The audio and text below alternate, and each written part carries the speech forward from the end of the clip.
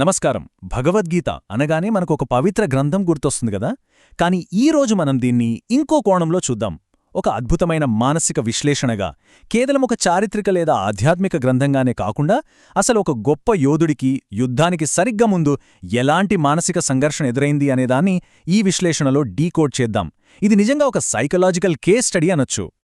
ఒక్కసారి ఊహించుకోండి, అప్పటికే ఎన్నో యుద్ధాలు గెలిచిన ఒక మహావీరుడు, అపరాజయుడు.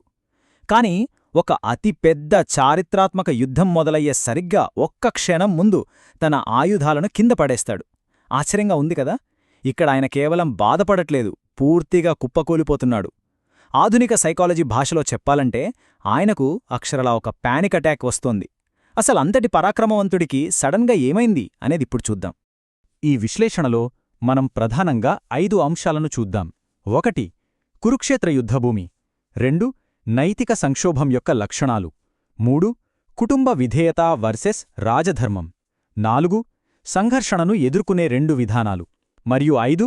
అంతర్గత యుద్ధాన్ని జయించడం. మొదటి భాగం కురుక్షేత్ర యుద్ధభూమి. ఇక్కడ గమనించాల్సిన విషయమేంటంటే, వ్యూహాత్మకంగా 2 సైన్యాల మధ్యలో రథాన్ని నిలపమని అడగడం నుంచే అసలు కథ మొదలైంది. సరిగ్గా ఆ 2 సైన్యాల మధ్య నిలబడి చూసేసరికి అక్కడ శత్రువులెవరూ కనిపించలేదు. మరి ఎవరు కనిపించారు?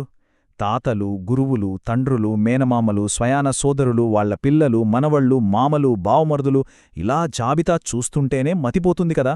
ఒక యోధుడిగా శత్రువులను చీల్చి చెండాడాల్సిన చోట తన సొంత కుటుంబాన్నే చూశాడు. ఆ క్షణంలో ఆయన గుండెపై ఎంతటి భావోద్వేగ భారంపడి ఉంటుందో ఒక్కసారి ఆలోచించండి. రెండవ భాగం నైతిక సంక్షోభం యొక్క లక్షణాలు. బయట తన వాళ్లను చూశాక లోపల ఎలాంటి సంఘర్షణ మొదలైందో ఇప్పుడు చూద్దాం. మూలగ్రంథంలోని ఈ వాక్యాలను ఒక్కసారి జాగ్రత్తగా గమనిద్దాం. నా అవయవాలు సడలిపోతున్నాయి, నోరు ఎండిపోతోంది, శరీరం వణుకుతోంది, రోమాలు నెక్కబొడుచుకుంటున్నాయి, చర్మం కాలిపోతోంది.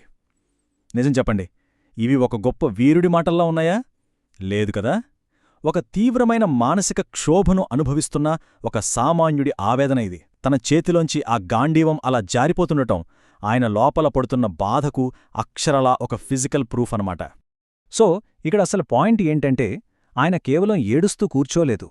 ఆధునిక వైద్య పరిభాషలో చెప్పాలంటే ఆయన క్లినికల్ యాంగ్జైటీతో, అంటే తీవ్రమైన ఆందోళనతో బాధపడుతున్నాడు. డయాగ్నోస్టిక్ అండ్ స్టాటిస్టికల్ మాన్యువల్ దీన్ని ఎలా వివరిస్తుందో చూడండి. అంతర్గత లేదా బాహ్య ప్రమాదాన్ని ముందుగా ఊహించడం వల్ల వచ్చే భయం లేదా ఉద్రిక్తత. ఈ వేల సంవత్సరాల క్రితం నాటి ఘట్టం ఇప్పటి మోడర్న్ సైకాలజీకి ఎంత పర్ఫెక్ట్గా సింక్ అవుతోందో చూడండి. అమేజింగ్ కదా. మూడవ భాగం కుటుంబ విధేయత వర్సెస్ రాజధర్మం. అసలు ఈ తీవ్రమైన ఆందోళన వెనుక ఉన్న మూల కారణమేంటో ఇప్పుడు డీప్గా చూద్దాం.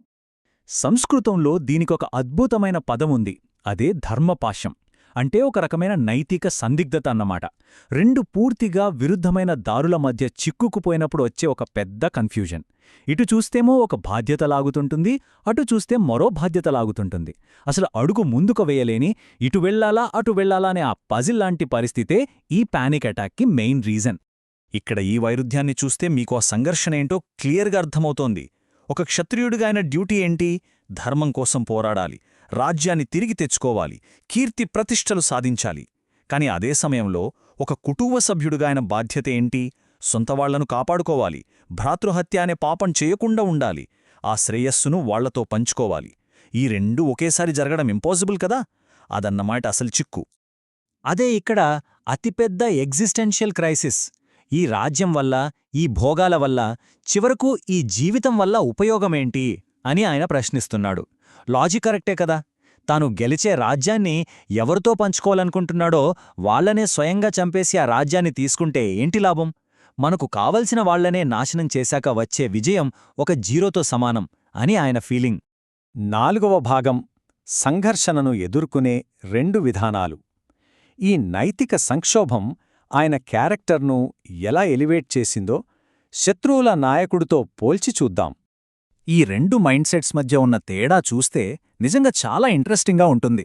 ఒకవైపు దుర్యోధనుడి మనస్తత్వం, లోపల ఎంత భయమున్నా బయటికి నకిలీ ధైర్యం చూపిస్తూ కేవలం తన లాభం గురించే ఆలోచించడం.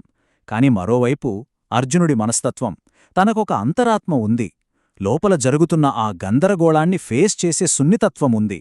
అలాగే అందరి ప్రాణాల పట్ల ఒక కన్సర్న్ ఉంది. దీన్ని బట్టి ఏమర్థమవుతుందంటే నిజమైన హీరోలకే ఇలాంటి ఆందోళనను ఫీల్ అయ్యేంత సెన్సిటివిటీ ఉంటుందని. విలన్స్ ఎప్పుడూ ఆ నకిలీ ధైర్యం వెనుక దాక్కుంటారు. 5వ మరియు చివరి భాగం అంతర్గత యుద్ధాన్ని జయించడం. అసలు ఈ పెద్ద సైకలాజికల్ ముడిని ఎలా విప్పాలో, మూలాధారాలు ఏం చెబుతున్నాయో చూద్దాం. దీని గురించి శ్రీ శంకరాచార్యులవారు ఇచ్చిన వ్యాఖ్యానమైతే ఒక మాస్టర్ పీస్ అని చెప్పొచ్చు. ఈ బాధలన్నింటికీ రూట్ కాజ్ ఒక చిన్న భ్రమాట. అదేంటంటే నేను వీరికి చెందినవాడిని, వీరు నాకు చెందినవారు అనే ఒక ఫాల్స్ బిలీఫ్. ఆ బంధాల చుట్టూ మనమే అల్లుకున్న ఆ అజ్ఞానం వల్లే ఇంతటి తీవ్రమైన దుఃఖం పుడుతోందని ఈ వ్యాఖ్యానం చాలా పవర్ఫుల్గా వివరిస్తోంది. అసలు ఏ ఆప్షన్ కరెక్ట్ కాదు అనిపించినప్పుడు ఒక నిర్ణయం ఎలా తీసుకోవాలి? దానికి ఇదొక అద్భుతమైన టెంప్లెట్. స్వధర్మమంటే మన బంధువుల పట్ల, మనకు సంబంధించిన వాళ్ల పట్ల మనం ప్రవర్తించే తీరు.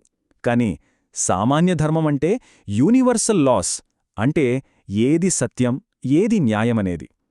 ఈ పాయింట్లో మనం గుర్తుపెట్టుకోవాల్సిందేంటంటే ఎప్పుడైనా సరే మన వ్యక్తిగత బంధాల కంటే కూడా ఆ సార్వత్రిక నియమాలకే, ఆ యూనివర్సల్ ధర్మానికే కట్టుబడి ఉండాలి.